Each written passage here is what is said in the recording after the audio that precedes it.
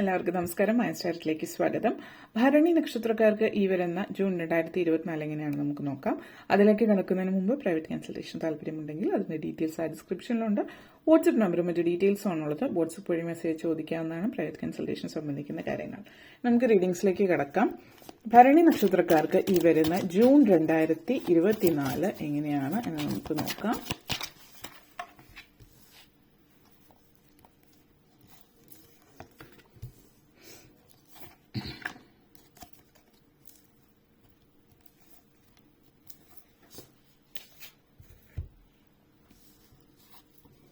Strength, 3 of Swords, Justice energy, അതേപോലെ തന്നെ Queen of Pentacles, Page of Wands, Judgment energy.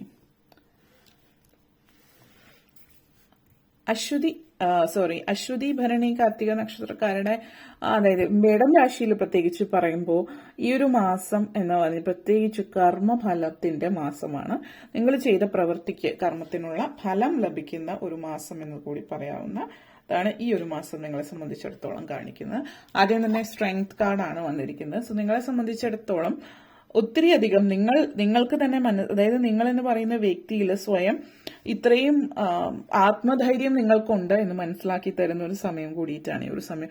നിങ്ങളുടെ ആ ഒരു ശാന്തമായിട്ട് കാര്യങ്ങളെ നേരിടുന്ന മിതമായിട്ടുള്ള സംസാരങ്ങൾ, മിതമായിട്ടുള്ള പ്രവൃത്തികളും രീതികളും പ്രവർത്തനങ്ങളും ഒക്കെ നിങ്ങൾക്ക് വളരെയധികം പ്രയോജനം ചെയ്യുന്ന ഒരു സമയമാണ്.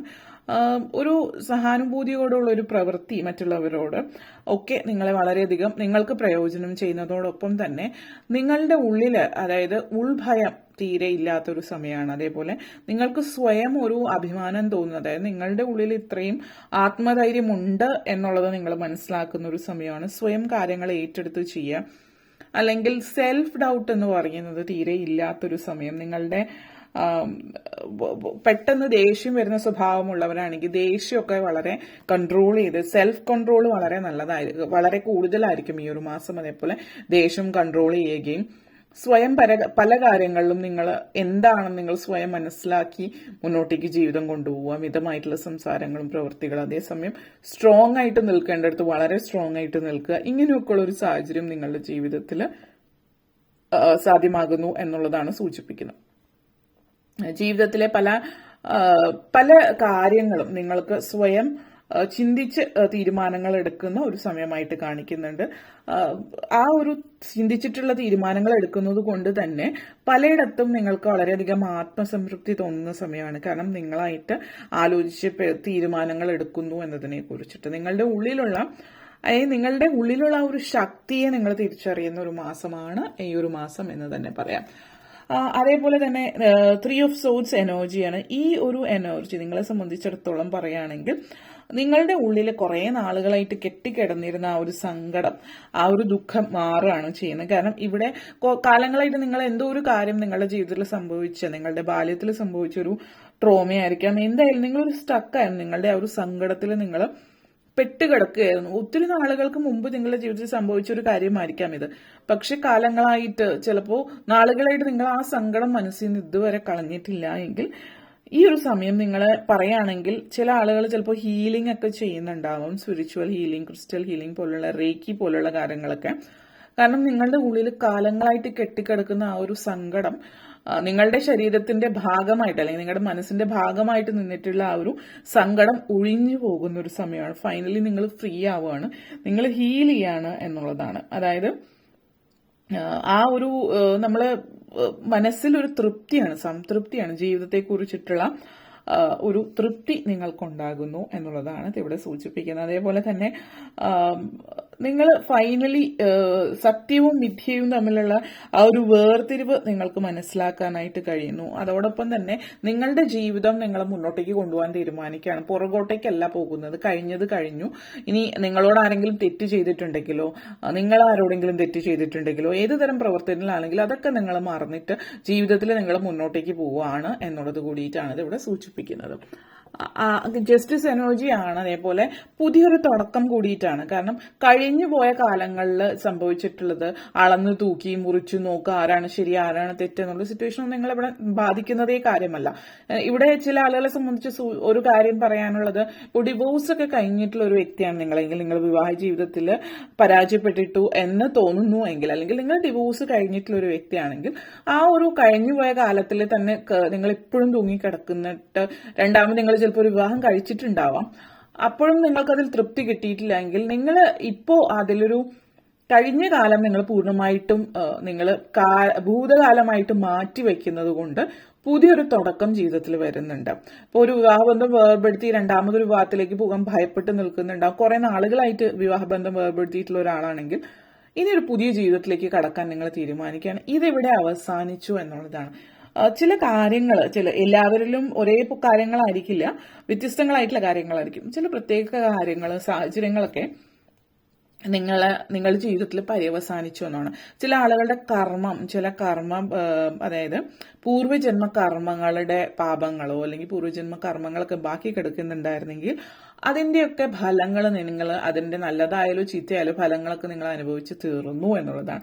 ഇനി അങ്ങോട്ടേക്ക് ഈ ജന്മത്തിലെ നിങ്ങളുടെ കർമ്മങ്ങളാണ്. ഇപ്പോൾ നിങ്ങൾ പുൻജന്മ പാപം എന്നൊക്കെ പറയുമല്ലോ, ഈ ജന്മത്തിലേക്ക് നിങ്ങൾ ചെയ്തിട്ടുള്ള നല്ല കാര്യങ്ങൾക്കുള്ള ഫലമാണ്.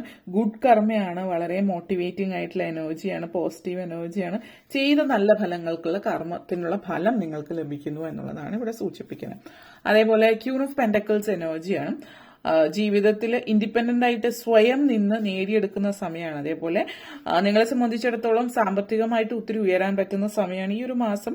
ചിലപ്പോൾ പുതിയ ജോലിയോ പ്രൊമോഷനോ അതുപോലുള്ള കാര്യങ്ങളൊക്കെ നിങ്ങൾക്ക് ലഭിക്കാം. അതിനുവേണ്ടി ശ്രമിക്കുകയാണ് എങ്കിൽ പുതിയൊരു പൊസിഷനിലേക്ക് നിങ്ങൾ പോകുന്നുണ്ടാവാം. നിങ്ങൾ ജോലി ചെയ്യുന്നിടത്ത് തന്നെ പ്രൊമോഷൻ ആവാം, അല്ലെങ്കിൽ മറ്റൊരു കമ്പനിയിലേക്ക് മാറുന്നുണ്ടാവും, പുതിയ ജോലി ലഭിക്കുന്നു എന്നുള്ളത് ഒരു വളരെ ഇൻഡിപെൻഡന്റ് ആയിട്ട് നിന്നുകൊണ്ട് പല കാര്യങ്ങളും തീരുമാനിക്കുക, പ്രവർത്തിക്കുക, ആലോചിക്കുക ഇതൊക്കെ ചെയ്യുന്നുണ്ടാവും. സിംഗിൾ പാരന്റ്സിനെ സംബന്ധിച്ചിടത്തോളം പറയുകയാണെങ്കിൽ വളരെ പക്വതയോടുകൂടി ഓർഗനൈസ്ഡ് ആയിട്ട് കുടുംബവും കാര്യങ്ങളൊക്കെ നല്ല രീതിയിൽ നോക്കുക, അതോടൊപ്പം ജോലി നല്ല രീതിയിൽ വർക്ക് ഹോം ബാലൻസ് നല്ല രീതിയിൽ കൊണ്ടുപോകാനായിട്ട് പറ്റുന്നു എന്നുള്ളതാണ്. മെറ്റീരിയലിസ്റ്റിക് ആയിട്ടുള്ള കാര്യങ്ങൾ കുറച്ച് താല്പര്യം കൂടുന്ന ഒരു സമയം കൂടിയിട്ടായിരിക്കും ഒരു മാസം.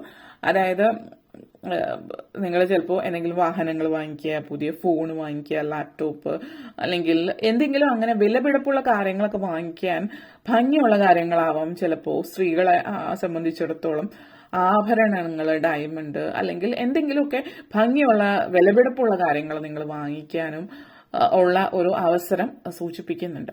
ചില ആളുകൾ ചിലപ്പോൾ വീട് വാങ്ങിക്കുകയോ വിൽക്കുകയോ ഒക്കെ ചെയ്യുന്ന സാഹചര്യവുമാവാം. പുതിയ വീട് വാങ്ങിക്കാനുള്ള ഒരു സാഹചര്യം കൂടിയിട്ട് ഈ ഒരു സമയം സൂചിപ്പിക്കുന്നുണ്ട്. അതേപോലെ പേജ് ഓഫ് ഫോൺസ് എനർജിയാണ്. വിദ്യാഭ്യാസ സംബന്ധമായിട്ട് വിദ്യാർത്ഥികളെ സംബന്ധിച്ചിടത്തോളം ഉത്തമമായിട്ടുള്ള ഒരു സമയമാണ്. വിദ്യാഭ്യാസം എന്ന് മാത്രമല്ല മറ്റു കാര്യങ്ങളിലും എക്സ്ട്രാ കരിക്കുലർ ആക്ടിവിറ്റീസിൽ കൂടെ നിങ്ങൾ ഉയർച്ചയിലേക്ക് എത്തുന്നു എന്നുള്ള ക്രിയേറ്റീവ് സൈഡ് വളരെ സ്ട്രോങ് ആണ്. അതുകൊണ്ട് തന്നെ സാഹിത്യം അതുപോലുള്ള കാര്യങ്ങളിലൊക്കെ വളരെയധികം ഉയർന്നു നിൽക്കുന്ന സമയമാണ്. അതേപോലെ സ്വയം നേരത്തെ പറഞ്ഞ പോലെ ഒരു സെൽഫ് ഡൗട്ട് മാറി നിങ്ങളെ മുന്നോട്ടേക്ക് നയിക്കുന്ന ഒരു സാഹചര്യം സൂചിപ്പിക്കുന്നുണ്ട്. ഇവിടെ മറ്റൊരു കാര്യം എടുത്തു പറയാനുള്ളത്, നിങ്ങളുടെ ഉള്ളിൽ എന്തെങ്കിലും ഒരു കാര്യം നിങ്ങൾ കേട്ട് കഴിഞ്ഞാൽ അത് ആദ്യം കേൾക്കുന്ന കാര്യം എന്താണോ കേൾക്കുന്ന കാര്യം മനസ്സിൽ ഉറച്ചു പോകും. പിന്നെ ആരെന്ത് പറഞ്ഞാലും ആദ്യം കേട്ട് മനസ്സിൽ ഉറച്ചു വെച്ചിട്ടുള്ള കാര്യം നിങ്ങൾ മാറ്റാനേ ശ്രമിക്കില്ല. അങ്ങനെ ഒരു വ്യക്തിയാണ് നിങ്ങളെങ്കിൽ നമ്മൾ പറയാറില്ലേ, ലേൺ, റീലേൺ, അൺലേൺ എന്നുള്ള രീതിയിൽ പഠിക്കുക, വീണ്ടും പഠിക്കുക, പഠിച്ചത് മറന്നിട്ട് പുതിയ കാര്യങ്ങൾ പഠിക്കുക. ചിലപ്പോൾ നിങ്ങൾ പഠിച്ചു വെച്ചിട്ടുള്ള കാര്യങ്ങളൊക്കെ തെറ്റായിരിക്കും, അപ്പോൾ നമ്മളത് വീണ്ടും പഠിക്കണം പുതിയ രീതിയിൽ. അപ്പോൾ അതായത് നിങ്ങളുടെ മനസ്സിൽ ഒന്നും തിട്ടപ്പെടുത്തി വെച്ചിട്ടുണ്ടെങ്കിൽ അതൊരിക്കലും മാറ്റില്ല എന്നൊരു രീതിയിലാവരുത്. മാറ്റം അനിവാര്യമാണ്. ആ ഒരു മാറ്റം നിങ്ങളെ വിജയത്തിലേക്കാണ് നയിക്കുന്നത് എന്നുകൂടി മനസ്സിലാക്കുക എന്നുള്ളതാണ്. ജഡ്ജ്മെന്റ് എനർജിയാണ് കർമ്മ. ജസ്റ്റിസ് ആൻഡ് ജഡ്ജ്മെന്റ് എനർജിയാണ് വന്നിരിക്കുന്നത്. അപ്പോൾ ഇത് പ്രത്യേകിച്ച് എടുത്തു പറയാനുള്ളത്, നിങ്ങൾ ഇതുവരെ ജീവിതത്തിൽ ഒരു സുഖവും അനുഭവിച്ചിട്ടില്ല എന്നുള്ളൊരു തോന്നലുള്ള ഒരു വ്യക്തിയാണ് നിങ്ങളെങ്കിൽ നിങ്ങൾ ഇനി സുഖ സൗകര്യങ്ങളോട് കൂടിയിട്ടുള്ള ഒരു ജീവിതമാണ്. നല്ല കർമ്മമാണ് ജസ്റ്റിസ് എനർജി. നിങ്ങളുടെ നല്ല കർമ്മത്തിനുള്ള നല്ല ഫലം നിങ്ങൾക്ക് ലഭിക്കുന്ന ഒരു സമയമാണ് ഈ ഒരു മാസം. അപ്പോൾ ആ ഒരു സാഹചര്യം ജീവിതത്തിലേക്ക് വരുന്നു. ഐശ്വര്യം സമ്പൂർണമായിട്ടുള്ള ഒരു ജീവിതത്തിലേക്ക് നിങ്ങൾ കടക്കുകയാണ്. ഇനി അങ്ങോട്ടേക്കുള്ള ജീവിതത്തിൽ സംഘർഷങ്ങളോ ദുരിതങ്ങളോ ടെൻഷൻസോ സ്ട്രെസ്സോ ആങ്സൈറ്റികളോ ഒക്കെ ഇല്ല. ഇല്ല എന്ന് തന്നെ പറയാം, വളരെ കുറവായിരിക്കും. പിന്നെ നിങ്ങൾ അതിനനുസരിച്ചിട്ട് മാറ്റങ്ങൾ വരുത്തുക എന്നുള്ളത് കൂടിയിട്ടാണ്. അതോടൊപ്പം തന്നെ നിങ്ങളിപ്പോ ആരാധിക്കേണ്ട ദേവത അല്ലെങ്കിൽ ദൈവ ചൈതന്യം എന്ന് പറയുന്നത് അഗ്നിയാണ് സൂചിപ്പിക്കുന്നത്. അപ്പോൾ അഗ്നി എന്ന് പറയുമ്പോൾ നിങ്ങളെ സംബന്ധിച്ചിടത്തോളം അഗ്നി എനർജി എന്ന് പറയും. നിങ്ങൾ പ്രാർത്ഥനകൾ നമ്മളിപ്പോൾ പല രീതിയിൽ ആളുകൾ പ്രാർത്ഥിക്കും.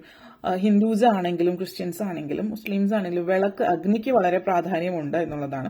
അപ്പോൾ വിളക്ക് കൊളുത്തി പ്രാർത്ഥിക്കുക എന്നുള്ളത് വളരെ പ്രാധാന്യമുള്ളതാണ്. അല്ലെങ്കിൽ മെഴുകുതിരി, അതായത് തീ, അഗ്നിക്ക് വളരെയധികം പ്രാധാന്യമുണ്ട്. അതേപോലെ ഹിന്ദുസ് ആയിട്ടുള്ളവരാണെങ്കിൽ അഗ്നിയെ ആരാധിക്കുക, ക്ഷേത്രങ്ങൾ സന്ദർശിക്കുന്നതും വളരെ ഉത്തമമായിരിക്കും.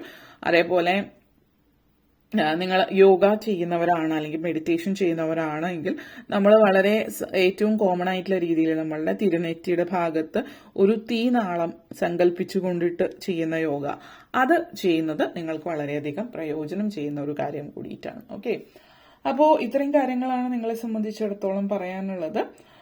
നിങ്ങൾക്ക് ഈ വീഡിയോ ഇഷ്ടപ്പെട്ടുവെങ്കിൽ ലൈക്ക് ചെയ്യാനും ഷെയർ ചെയ്യാനും കമന്റ് ചെയ്യാനും സബ്സ്ക്രൈബ് ചെയ്യാനും മറക്കരുത്. അതുപോലെ താഴെ ബെല്ലൈക്കൻ കൂടി ക്ലിക്ക് ചെയ്യുമെങ്കിൽ മാത്രമേ മുന്നോട്ടേക്കുള്ള വീഡിയോസ് നിങ്ങൾക്ക് ലഭിക്കുകയുള്ളൂ. അപ്പോൾ ഈ വീഡിയോ കണ്ടിരുന്ന എല്ലാവർക്കും നന്ദി, നമസ്കാരം.